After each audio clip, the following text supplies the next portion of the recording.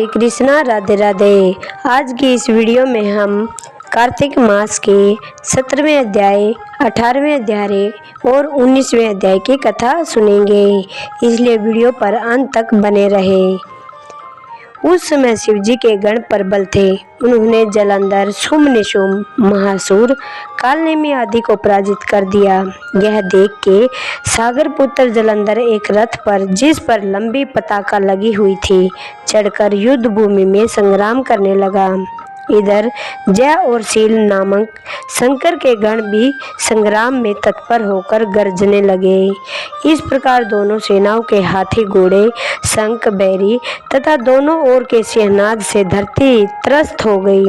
उसके बाद जलंधर ने कोहरे के समान बाणों को चला धरती से लेकर आकाश तक व्याप्त कर दिया और नंदी को 5, गणेश को 5 तथा वीरभद्र को एक साथ ही 20 बाण मारकर उनके शरीर को छेद दिया और मेघ के समान गर्जना करने लगा।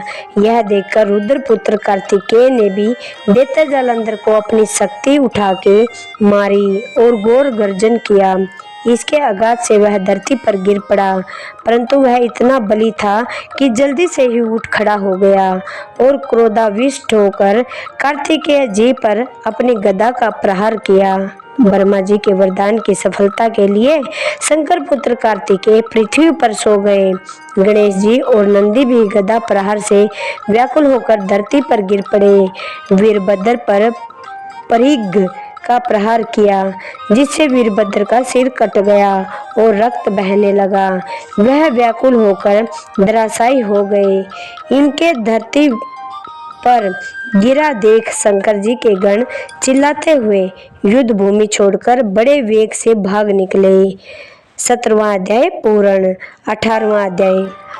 अब रौद्र रूप महाप्रभु शंकर अपने वीर गणों के साथ नंदी पर चढ़कर हंसते हुए युद्ध भूमि में आए। उनको आया देख उनके पराजित गण फिर लौट आए और सिंहनाद करते हुए आयुधों से दैत्यों पर प्रहार करने लगे। भीषण रूपधारी रुद्र को देखकर दैत्य भागने लगे। तब युद्ध में अपने दैत्यों को पराजित होते देखकर जालंधर हजारों बाण छोड़ता हुआ भगवान शंकर की ओर दौड़ा। उसके शुंभ निशुंभ आदि वीर भी क्रोध से अपने होठों को काटते हुए शंकर जी की ओर दौड़े।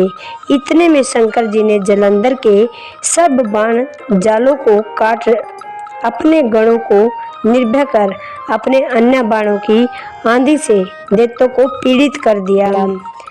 किसी को शिवजी के बैल ने मारा और कई उनके बाणों द्वारा मारे गए। यह देखकर जालंधर अपने शुंभ निशुंभ आदि दैत्यों को भी धिक्कारने लगा और भयभीतों को धैर्य देने लगा, पर किसी प्रकार भी वह मस्त दैत्य दोबारा युद्ध भूमि में जाने को तैयार न हुआ। दैत्य सेना ने पलायन शुरू कर दिया। तब महाक्रुद्ध जलंधर शिवजी को अपनी ओर ललकारने लगा। साथ ही उसने 17 बाण मार शिवजी के दग्ध कर दिया तथा और भी बहुत से बाणों का प्रहार किया। शिवजी उनके बाणों को काटते रहे, यहाँ तक कि उन्होंने जलंधर की ध्वजा, छेतर और धनुष को भी काट दिया। फिर 7 बाण मारकर उसके शरीर में आघात पहुंचाया। धनुष के कट जाने से जलंधर ने प्रचंड बाण मारकर उनकी गदा के टुकड़े कर दिए। तब उसने समझा कि शिव मुझसे बलवान है, अतः उसने गंधर्वी माया उत्पन्न कर दी।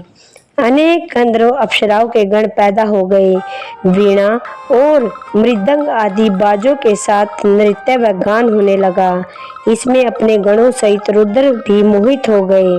उन्होंने युद्ध बंद कर दिया।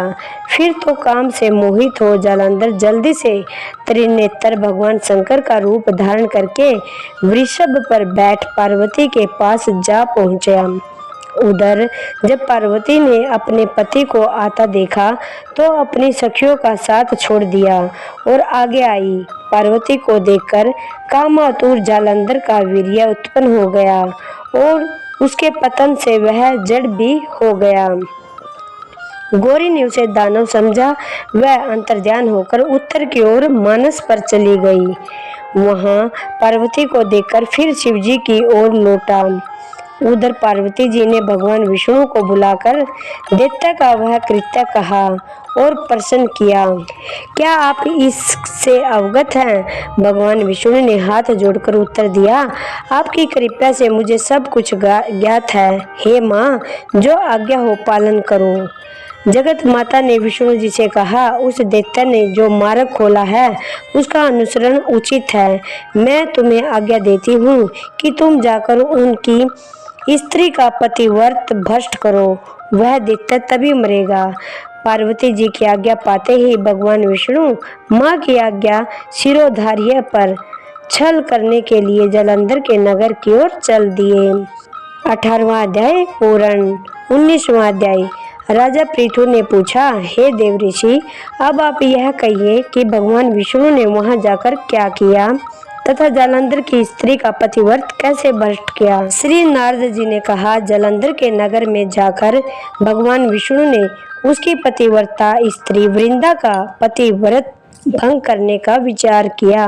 वह उसको नगर में एक उद्यान में जाकर ठहर गई और रात में उसे स्वप्न दिया। वह उनकी माया और अद्भुत कार्य पद्धति थी और उनकी माया द्वारा जालंधर की स्त्री पतिव्रता वृंदा ने रात में यह स्वप्न देखा कि उनका पति नग्न होकर सिर पर तेल लगाए मरीज पर चढ़ा है। वह काले रंग के फूलों की माला पहने हुए हैं तथा उनके चारों ओर हिंसक जीव है। वह सिर मुंडवाए हुए अंधकार में दक्षिण दिशा की ओर जा रहा है। उसने अपने नगर को समुद्र में डूबा हुआ देखा और इस प्रकार के बहुत से भयानक सपने देखे। फिर तुरंत ही वह जाग पड़ी और स्वप्न के संबंध में विचार करने लगी। इतने में उसने सूर्य को उदय होते हुए देखा तो सूर्य में उसे एक छिद्र दिखाई दिया तथा वह कांतिहीन था। इसे उसने अनिष्ट जाना और भयभीत होकर रोने लगी। वह छज्जे पर गई, अटारी पर चढ़ी, भूमि पर उतरी, मगर उसे कहीं भी शांति प्राप्त नहीं हुई। फिर वह अपने 2 सखियों के साथ लेकर उपवन में गई, वहां भी उसे शांति नहीं हुई। फिर वह जंगल में निकल गई, पर वहां भी उसे चैन न आया। वन में उसने सिंह के समान 2 भयंकर राक्षसों को देखा, जिससे वह अत्यंत भयभीत होकर वहां से भागने लगी। उसी समय वहां उसने अपने शिष्यों सहित एक तपस्वी आ गए तो वृंदा उनके पैरों में हाथ जोड़कर अपनी रक्षा के लिए याचना करने लगी। मुनि ने अपनी एक ही हुंकार से उन दोनों राक्षसों को वहां से भगा दिया। वृंदा को आश्चर्य हुआ, वह भय से मुक्त हो मुनि को हाथ जोड़कर प्रणाम करने लगी और कृतज्ञता का ज्ञापन किया। फिर उसने मुनि से अपने युद्ध रथपति के संबंध में उसकी कुशल क्षेप का प्रश्न किया। मुनि मौन हो गए। आगे पीछे देखकर कहना चाहा कि उसी समय 2 वानर के उनके पास आ गए, हाथ जोड़कर खड़े हो गए। जो ही मुनि ने भ्रिकुटी का संकेत किया तो वह उड़कर आकाश में चले गए। फिर जालंधर का सिर व धड़ लेकर मुनि के पास आ गए। तब वृंदा अपने पति को मरा जान मूर्छित होकर धरती पर गिर पड़ी और अनेक प्रकार के वचन कहकर दारुण विलाप करने लगी। उसके बाद उसने मुनि जी से कहा, हे कृपा निधे, आप मेरे पति को जीवित कर दीजिए। पतिव्रता परायण दैत्य पत्नी ऐसा कहकर दुखी श्वासों को छोड़ती हुई मुनि के चरणों में गिर पड़ी। तब मुनीश्वर ने कहा, वह शिवजी द्वारा युद्ध में मारा गया है, अतः वह जीवित नहीं हो सकता, क्योंकि जिसे भगवान शंकर मार देता है वह कभी जीवित नहीं हो सकता। परंतु शरणागत की रक्षा सनातन धर्म है, अतः कृपा करके मैं इसे जिलाए देता हूँ। श्री नारद जी कहते हैं, वह मुनि साक्षात विष्णु थे जिन्होंने की यह सब माया फैलाई थी। वह वृंदा के पति को जीवित करके अंतर्ध्यान हो गए। जालंधर ने उठकर वृंदा का आलिंगन किया और उसका मुंह चूमा।